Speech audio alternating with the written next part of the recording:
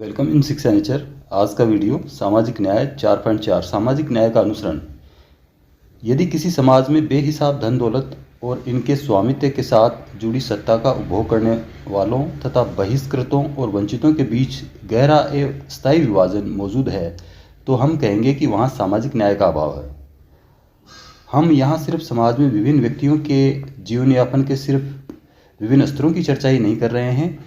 न्याय के लिए लोगों के रहन सहन के तौर तरीकों में पूर्ण समानता और एकरूपता की आवश्यकता नहीं है। ऐसा नहीं कि सभी एक जैसे रहें, लेकिन उस समाज को अन्यायपूर्ण ही माना जाएगा जहां धनी और गरीब के बीच खाई इतनी गहरी हो कि वे बिल्कुल भिन्न भिन्न दुनिया में रहने लगे और जहां अपेक्षाकृत वंचितों को अपनी स्थिति सुधारने का कोई मौका न मिल रहे, चाहे वे कितना ही कठिन परिश्रम क्यों न करें।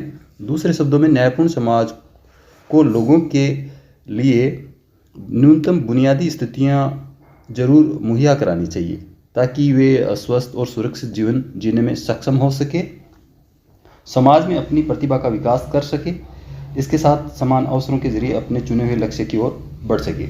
लोगों की जिंदगी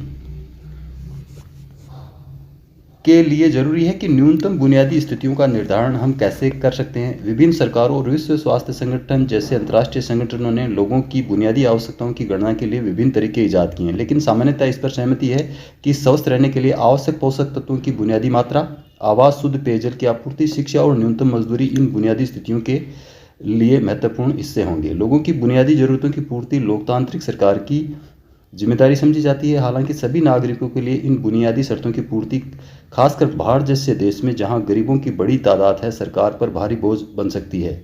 अगर हम सब इस बात पर सहमत भी हो जाएं कि राज्य को समाज के सबसे वंचित सदस्यों की मदद करनी चाहिए जिससे वे बाकियों के साथ एक हद तक समानता का आनंद ले सके, तब भी इस बात पर असहमति हो सकती है कि इस लक्ष्य को पाने का सर्वोत्तम तरीका क्या होगा। आजकल हमारे समाज और दुनिया के अन्य हिस्सों में भी यह बहस चल रही है कि क्या मुक्त बाजार के जरिए खुली प्रतियोगिता को बढ़ावा देना समाज के सुविधा प्राप्त सदस्यों को नुकसान पहुंचाए बगैर सुविधाहीनों की मदद करने का सर्वोत्तम तरीका होगा, या कि गरीबों को न्यूनतम बुनियादी सुविधाएं मुहैया कराने की जिम्मेवारी सरकार को लेनी चाहिए।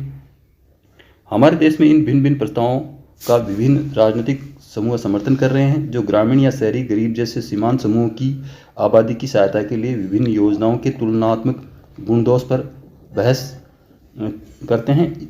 इस खंड में हम संक्षेप में इस विवाद की परख करेंगे। मुक्त बाजार बनाम राज्य का आक्षेप। मुक्त बाजार के समर्थकों का मानना है कि जहां तक संभव हो व्यक्तियों को संपत्ति अर्जित करने के लिए तथा मूल्य, मजदूरी और मुनाफे के मामले में दूसरों के साथ अनुबंध और समझौते में शामिल होने के लिए स्वतंत्र रहना चाहिए। उन्हें लाभ की अधिकतम मात्रा हासिल करने हेतु एक दूसरे के साथ प्रतिद्वंदिता करने की छूट होनी चाहिए। यह मुक्त बाजार का सरल चित्रण है। मुक्त बाजार के समर्थक मानते हैं कि अगर बाजारों को राज्य के हस्तक्षेप से मुक्त कर दिया जाए तो बाजारी कारोबार का कुल योग मिलाकर समाज में लाभ और कर्तव्यों का न्यायपूर्ण वितरण सुनिश्चित कर देगा। मतलब अच्छा ही रहेगा ये। इससे योग्यता और प्रतिभा से लैस लोगों को प्रतिफल मिलेगा जबकि अक्षम लोगों को कम हासिल होगा। उनकी मान्यता है कि बाजारी वितरण का जो भी परिणाम होगा वह न्यायसंगत होगा। हालांकि मुक्त बाजार के समर्थक आज पूर्णतया प्रतिबंधित बाजार का समर्थन नहीं करेंगे। कई लोग अब कुछ प्रतिबंध स्वीकार करने को तैयार होंगे।